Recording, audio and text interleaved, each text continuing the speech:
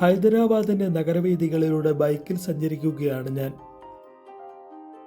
ഹൈദരാബാദ് നഗരത്തിലെത്തുന്നവർ തീർച്ചയായും കണ്ടിരിക്കേണ്ട സ്ഥലത്തേക്കാണ് ഇന്നത്തെ യാത്ര. ഒരു കാലത്ത് ഹൈദരാബാദ് ഭരിച്ചിരുന്ന കുത്തബ് ഷാഹി സുൽത്താൻമാരുടെ ശവകുടീരങ്ങളുള്ള കുത്തബ് ഷാഹി ടോംസ് ആണ് ലക്ഷ്യസ്ഥാനം. അരമണിക്കൂറോളം ബൈക്കിൽ സഞ്ചരിച്ച് ഞാൻ കുത്തബ് ഷാഹി ടോം കോംപ്ലക്സിലെത്തി. ഇവിടെ ടിക്കറ്റ് എടുക്കണം. 10 രൂപയാണ് മുതിർന്നവർക്കുള്ള പ്രവേശന ഫീസ്. അകത്തു കയറുമ്പോൾ ആദ്യം കാണുന്ന നിർമ്മിതി ഇതാണ്. വലിയ മിനാരങ്ങളുള്ള മനോഹരമായ ഒരു കെട്ടിടം. ചുറ്റും മനോഹരമായ കൊത്തുപണികളും കാണാനാകും. കുത്തബ് ഷാഹി രാജപരമ്പരയിലെ 7ാം സുൽത്താനായിരുന്ന അബ്ദുള്ള കുത്തബ് ഷാഹിയുടെ ശവകുടീരം അഥവാ ടോംബ് ആണിത്.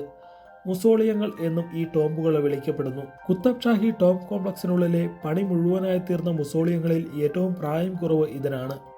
1614 മുതൽ 1672 വരെ ജീവിച്ച സുൽത്താനാണ് അബ്ദുള്ള കുത്തബ് ഷാഹി. 1626 മുതൽ 1672 67-ാം വയസ്സിൽ മരിക്കുന്നത് വരെയുള്ള 46 വർഷമായിരുന്നു അദ്ദേഹത്തിന്റെ ഭരണകാലം. 1687 അവസാന കുത്തബ് ഷാഹി സുൽത്താനായിരുന്ന അബുൾ ഹസൻ കുത്തബ് ഷാ എന്ന തനാഷാ സ്ഥാനഭ്രഷ്ടനാക്കപ്പെട്ടു. ഇതോടെ ഈ രാജപരമ്പര അവസാനിച്ചു എന്ന് പറയാം. അതിനുശേഷം നൂറ്റാണ്ടുകളോളം കുത്തബ് ഷാഹി ടോംബുകൾ നാശത്തിന്റെ വക്കീലായിരുന്നു. പിൽക്കാലത്ത് ഇവ നവീകരിച്ചതാണ്. ഇവ നവീകരിച്ചതുമായി ബന്ധപ്പെട്ട വിവരങ്ങൾ ചിത്രങ്ങളും വിവരണങ്ങളും സഹിതം ഈ ഫലകത്തിലെല്ലാം നൽകിയിട്ടുണ്ട്. അശാസ്ത്രീയമായ പുനരുദ്ധാരണ പ്രവർത്തനങ്ങൾ എങ്ങനെ ചരിത്ര നിർമ്മിതികളെ നശിപ്പിക്കും എന്നതിന്റെ ഉദാഹരണം കൂടിയാണ് കുത്തബ് ഷാഹി ടോംബുകൾ. 20-ാം നൂറ്റാണ്ടിന്റെ തുടക്കത്തിൽ ഇവിടെ നടന്ന പുനരുദ്ധാരണ പ്രവർത്തനങ്ങളിൽ സിമന്റ് ഉപയോഗിച്ചിരുന്നു.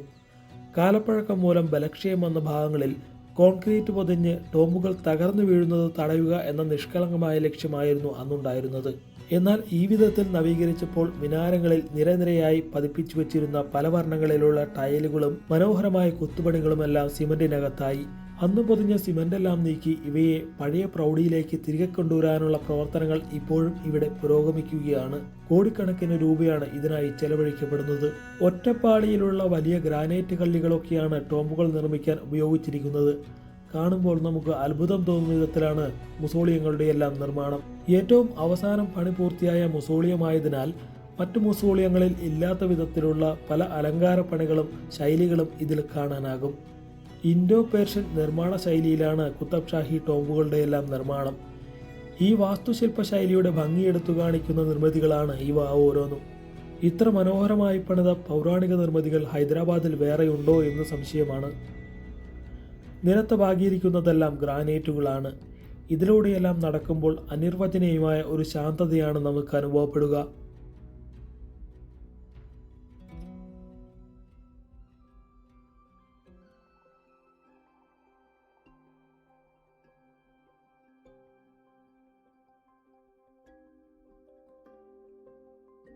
ഇവിടെയുള്ള എല്ലാ മുസോളിയങ്ങളുടെയും അകത്തു കയറാൻ നമുക്ക് അനുവാദമുണ്ട്. ഒരു കാലത്ത് ഹൈദരാബാദ് അടക്കി ഭരിച്ച ഒരു ഭരണാധികാരിയാണ് അവിടെ അന്ത്യവിശ്രമം കൊള്ളുന്നത് എന്നോർക്കണം. മുസോളിയങ്ങളുടെ ഉൾവശവും ഒരു ആർക്കിടെക്ചറൽ വിസ്മയം തന്നെ. നമ്മെ അതിശയപ്പെടുത്തും വിധത്തിലുള്ളതാണ് പഴയകാലത്തെ കൊത്തുപണികളുടെ പെർഫെക്ഷൻ. 16-ാം നൂറ്റാണ്ടിലെ നിർമ്മിതിയാണ് ഇതെന്നോർക്കണം. അന്നത്തെ കാലത്ത് എത്ര പെർഫെക്ഷനോടെയാണ് ഓരോ പണികളും ചെയ്തിരുന്നത് എന്ന് നമുക്കിതൊക്കെ കണ്ടാൽ മനസ്സിലാക്കാനാകും.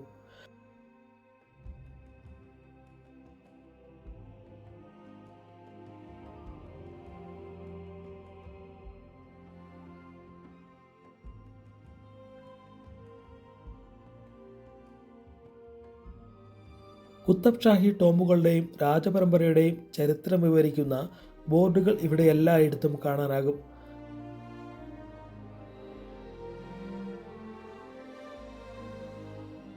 നമ്മളിപ്പോഴുള്ള കുത്തബ് ഷാഹി ഹെറിറ്റേജ് പാർക്കിന്റെ ലാൻഡ്സ്കേപ്പ് മാസ്റ്റർ പ്ലാൻ ആണിത്. ഇതിൻ്റെ ഉള്ളിൽ എന്തൊക്കെയാണുള്ളതെന്ന് മാസ്റ്റർ പ്ലാനിൽ കൃത്യമായി നൽകിയിരിക്കുന്നു. ഓരോ കാലഘട്ടത്തിലും കുത്തബ് ഷാഹി ടോംബുകൾ എങ്ങനെയായിരുന്നു എന്നതിൻ്റെ ചിത്രങ്ങളും ഇവിടെ നൽകിയിട്ടുണ്ട്.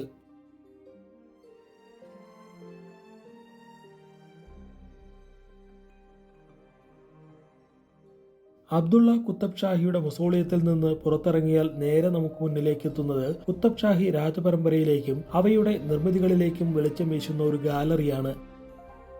എന്നാണ് ഹൈദരാബാദിൽ കുത്തബ് ഷാഹി ഭരണം തുടങ്ങിയത്? ആരൊക്കെ ഭരിച്ചു? അവർ എന്തൊക്കെ നിർമ്മിച്ചു എന്നെല്ലാമുള്ള വിശദമായ വിവരങ്ങൾ ഇവിടെ ചിത്രങ്ങൾ സഹിതം നൽകിയിരിക്കുന്നു. അതുകൂടാതെ നാശത്തിന്റെ വക്കിലായിരുന്ന കുത്തബ് ഷാഹി ടോംബുകൾ നവീകരിച്ചതിന്റെ ചരിത്രവും ഇവിടെ വിശദമായി ചിത്രങ്ങൾ സഹിതം നൽകിയിട്ടുണ്ട്. ചരിത്രത്തിൽ താല്പര്യമുള്ളവർക്ക് ഇവയിൽ നിന്നെല്ലാം ഒരുപാട് കാര്യങ്ങൾ മനസ്സിലാക്കാനാകും. ചരിത്ര കുതുകികളെ സംബന്ധിച്ച് ഒരു അക്ഷയഖനിയാണ് കുത്തബ് ഷാഹി ടോംബ് കോംപ്ലക്സ് എന്നു തന്നെ പറയാം. ഇൻഡോ പേർഷ്യൻ വാസ്തുശില്പശൈലി ഇത്ര വിശദമായി അടുത്തറിയാനുള്ള അവസരം ഇന്ത്യയിലെ വേറെ ഏതെങ്കിലും ചരിത്ര സ്ഥലത്തുണ്ടോ എന്ന് സംശയമാണ്.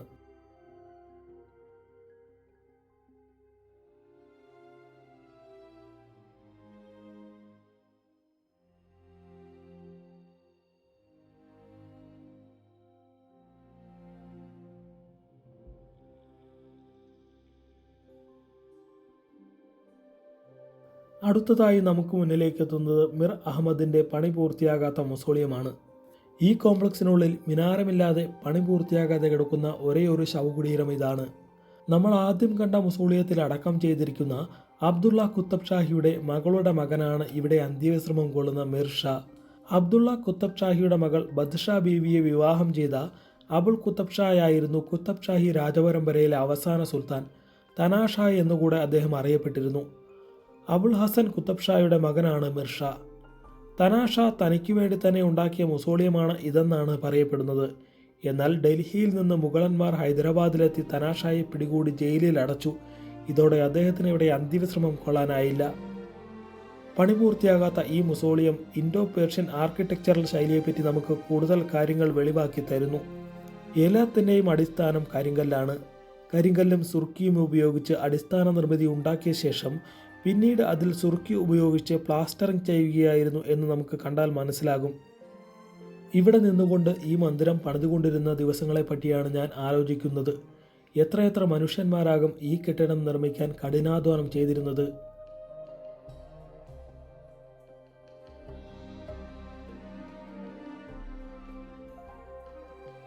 ആയിരത്തി 667 അന്തരിച്ച ഹയത്ത് ബക്ഷി ബീഗത്തിൻ്റെ മൊസോളിയമാണിത്. 5ാം സുൽത്താനായിരുന്ന മുഹമ്മദ് കുലാബ് കുത്തബ് ഷായുടെ മകളാണ് ഹയാത്ത് ബക്ഷി ബീഗം. 6ാം സുൽത്താനായിരുന്ന മുഹമ്മദ് കുത്തബ് ഷായുടെ ഭാര്യയും 7ാം സുൽത്താനായിരുന്ന അബ്ദുള്ള കുത്തബ് ഷായുടെ അമ്മയുമാണ് ഹയാത്ത് ബക്ഷി ബീഗം. ബക്ഷി ബീഗത്തിൻ്റെ മൊസോളിയത്തിൽ കയറിയപ്പോൾ 2 പേർ അവിടെ ഇരുന്ന് പാട്ട് പാടുന്നുണ്ടായിരുന്നു. സുഹൃത്തുക്കളാകാം. എന്തായാലും മനോഹരമായ ആലാപന ശൈലി. അല്പനേരം അവരുടെ പാട്ടു കേട്ടു നിന്നു.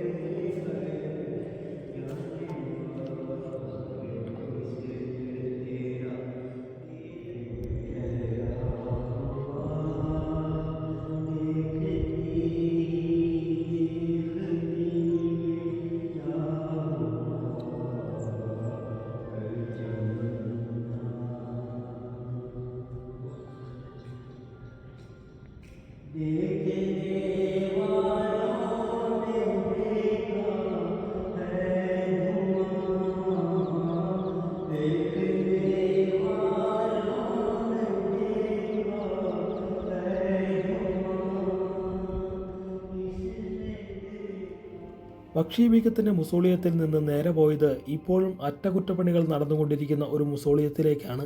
ബക്ഷി ബീഗത്തിൻ്റെ ഭർത്താവും 6ാമത് സുൽത്താനുമായിരുന്ന മുഹമ്മദ് കുത്തബ് ഷായുടെ ശവകുടീരമാണിത്. ഇങ്ങനെ നോക്കുമ്പോൾ മിനാരത്തിൽ പച്ചക്കല്ലുകൾ പതിക്കുന്നതാണെന്നേ തോന്നൂ. എന്നാൽ സംഗതി അതല്ല. പണ്ടുകാലത്ത് അശാസ്ത്രീയമായി നടന്ന അറ്റകുറ്റപ്പണികൾക്കിടെ സിമന്റിനകത്തായി പോയ പച്ച ടൈൽ കഷ്ണങ്ങളെ പുറത്തു കൊണ്ടുവരുന്ന ജോലിയാണ് ഇവിടെ നടക്കുന്നത്. ഇപ്പോൾ അങ്ങേയറ്റം കൃത്യതയോടെ നിരയൊപ്പിച്ച് പതിപ്പിച്ചിരിക്കുന്ന പച്ച ടൈൽ കഷ്ണങ്ങളാണ് നമുക്ക് മിനാരത്തിൽ കാണാൻ കഴിയുന്നത്. കുത്തബ് ഷാഹി ടോംബ് കോംപ്ലക്സിലെ മറ്റ് ശവകുടീരങ്ങളുടെ മിനാരങ്ങൾക്ക് മുകളിലും സമാനമായ ബഹുവർണ്ണ ടൈലുകൾ പതിപ്പിച്ചിരുന്നു. എന്നാൽ ഇന്ന് ആ കല്ലുകളെല്ലാം വീണ്ടെടുക്കൽ അസാധ്യമാണ്. അക്കാര്യമാണ് ഈ ഫലകത്തിൽ രേഖപ്പെടുത്തിയിരിക്കുന്നത്.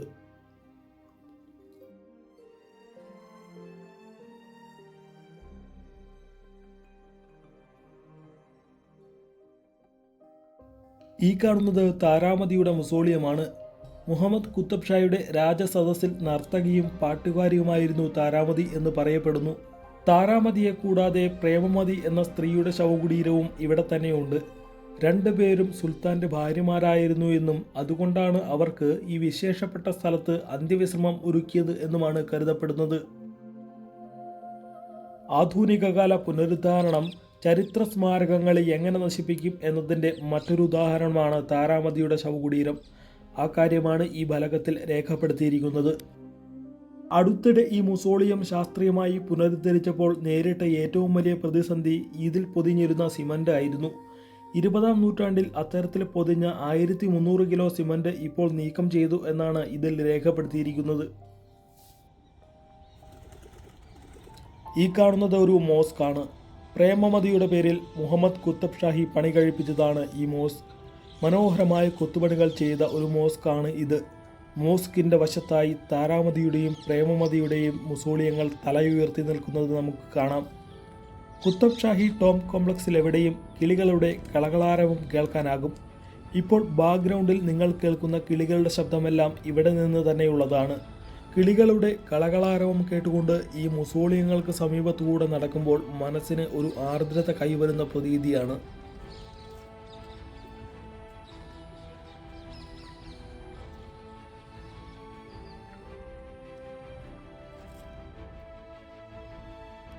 നടന്നെത്തിയത് കുത്തബ് ഷാഹി ടോം കോംപ്ലക്സിലെ ഹമാം കെട്ടിടത്തിന് സമീപമാണ്.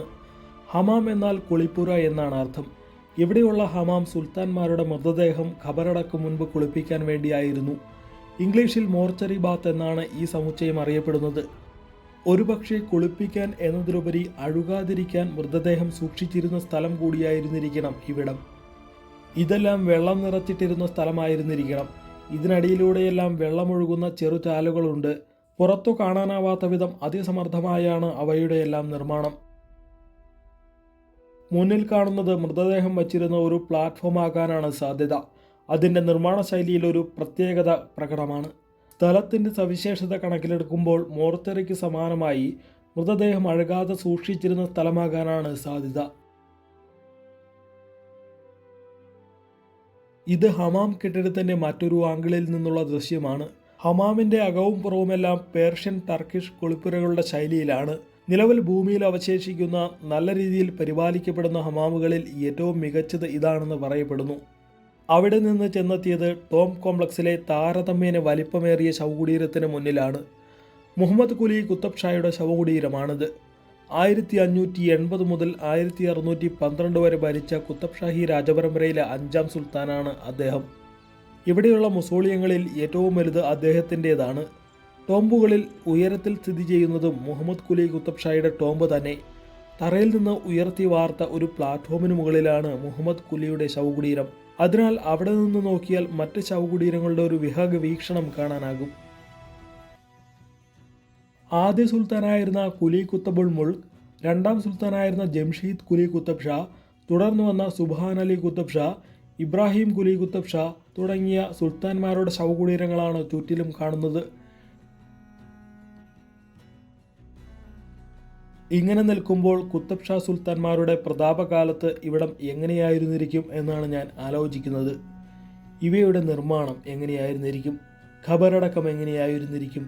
അന്നിവിടെ സുൽത്താൻമാരെ അന്ത്യയാത്ര അർപ്പിക്കാൻ തടിച്ചുകൂടിയ ജനങ്ങൾ എത്രയായിരിക്കും? ഇതെല്ലാം വെറുതെ ഞാനൊന്ന് മനസ്സിൽ സങ്കല്പിച്ചു. ഇതെല്ലാം ആലോചിച്ച് ഞാൻ പതിയെ പുറത്തേക്കുള്ള വഴിയിലൂടെ നടന്നു. അപ്പോഴും പക്ഷികൾ നിർത്താതെ ചിലയ്ക്കുന്നുണ്ടായിരുന്നു. കിളികളുടെ കളകളാരവം കേട്ടുകൊണ്ട് ഉദ്യാനത്തിലെ വഴിയിലൂടെ ഞാൻ പുറത്തിറങ്ങി. അടുത്ത യാത്ര ഇവിടെ നിന്ന് നോക്കിയാൽ തന്നെ കാണാവുന്ന ദൂരത്തുള്ള മറ്റൊരു ചരിത്ര നിർമ്മിതിയിലേക്കാണ്, ഗോൽക്കൊണ്ട ഫോർട്ട്. ഗോൽക്കൊണ്ട കോട്ട കേന്ദ്രീകരിച്ചാണ് ഇവിടെ അന്ത്യവിശ്രമം ഉറങ്ങുന്ന സുൽത്താൻമാരെല്ലാം ഭരണം നടത്തിയിരുന്നത്. അങ്ങനെ ഗോൽക്കൊണ്ട കോട്ടയുടെയും കുത്തബ് ഷാഹി സുൽത്താൻമാരുടെയും ചരിത്രമോർത്തുകൊണ്ട് ഞാൻ മെല്ലെ പുറത്തേക്ക് നടന്നു.